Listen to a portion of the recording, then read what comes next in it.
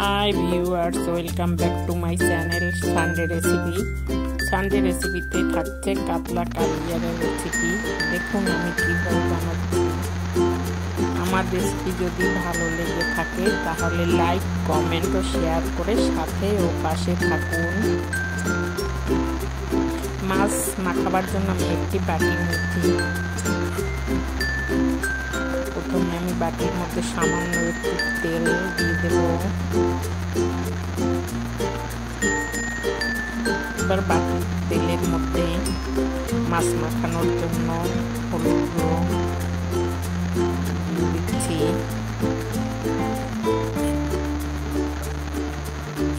সামান্য লঙ্কা বাটা দিয়ে দিচ্ছি,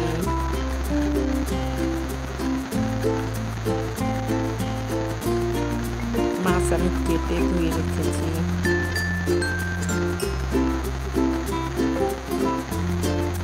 মাছ মাখানোর জন্য লবণ দিয়ে দিয়েছি। এবারে আমি মাছটা এর মধ্যে মাখিয়ে নেব।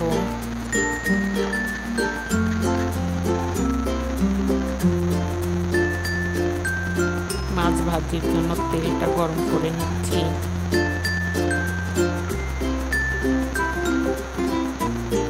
মাছটাকে ভালো করে মাখিয়ে নিতে হবে, মাখিয়ে কিছু সময়ের জন্য রেখে দিতে হবে।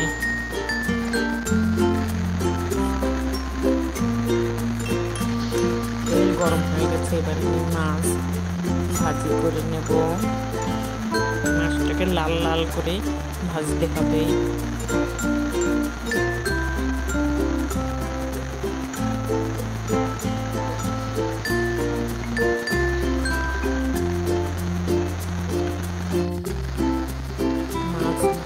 হয়ে গেছে, এবারে আমি নামিয়ে নেব।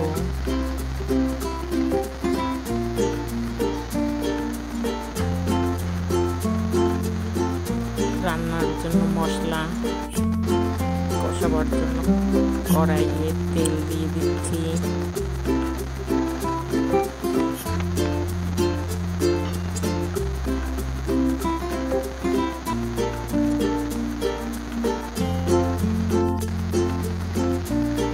গরম হয়ে গেছে, প্রথমে আমি ফোড়নের জন্য তেজপাতা দিয়ে দিয়েছি।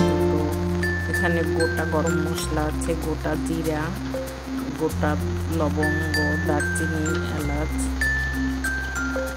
পেঁয়াজটাকে প্রথমে দিয়েছি, এটা একটু বেরেস্তা করে ভেজে নেব। এবারে আমি আদা বাটা দিয়ে দিয়েছি। আদাটাকে প্রথমেই ভেজে নিতে হবে।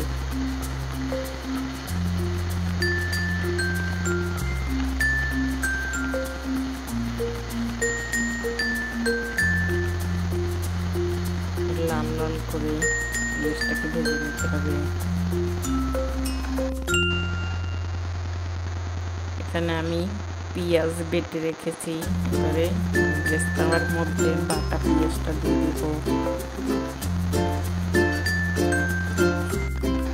মশলাটাকে ভালো করে কষাই নিতে হবে, তা না হলে খেতে ভালো লাগবে না। এবারে আমি টমেটো দিয়ে দিয়েছি।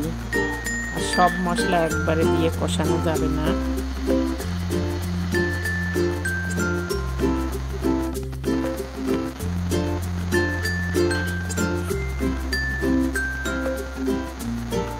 পরিমাণ মতো হলুদ গুঁড়ো দেব।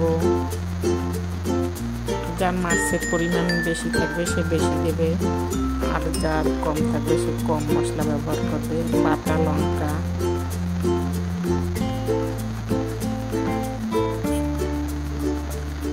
আমি সামান্য চিনি দেব। কষানো মশলায় চিনি দিলে কালারটা বেশ ভালো হবে দেখতে।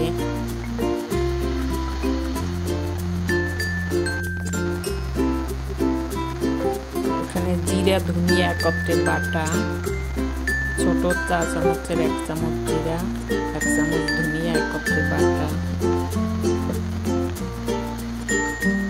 এবারে আমি টক দই দিয়ে দেবো।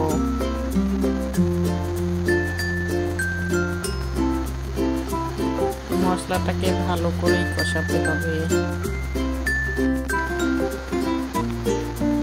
মশলার মধ্যে বারবার একটু জল দিয়ে কষিয়ে নিতে হবে।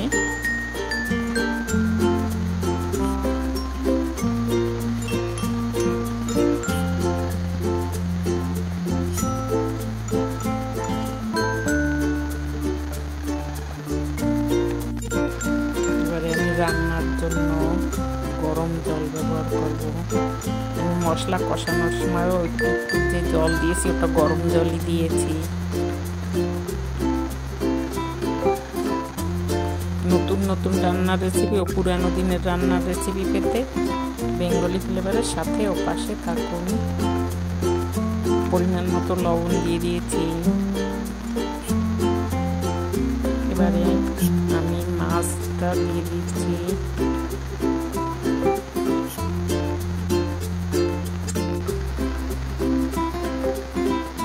রান্নাটা প্রায় কমপ্লিট।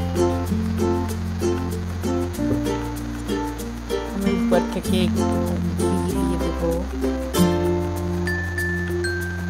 এটা যার ভালো লাগবে দেবে, যার ভালো লাগবে না দেবে না।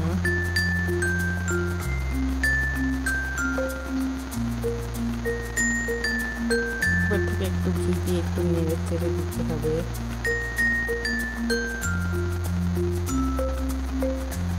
এবারে আমি মাছ নামিয়ে নেব। রান্না হয়ে গেছে।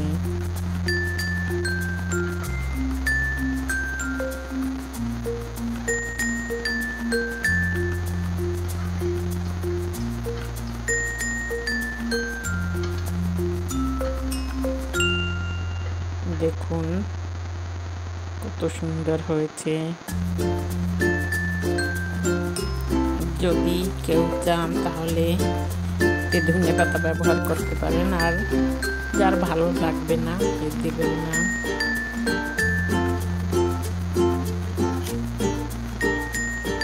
উপর থেকে নামিয়ে ধনে পাতা দিয়ে দিতে হবে, আর যার ভালো লাগবে না সে দেবেন না।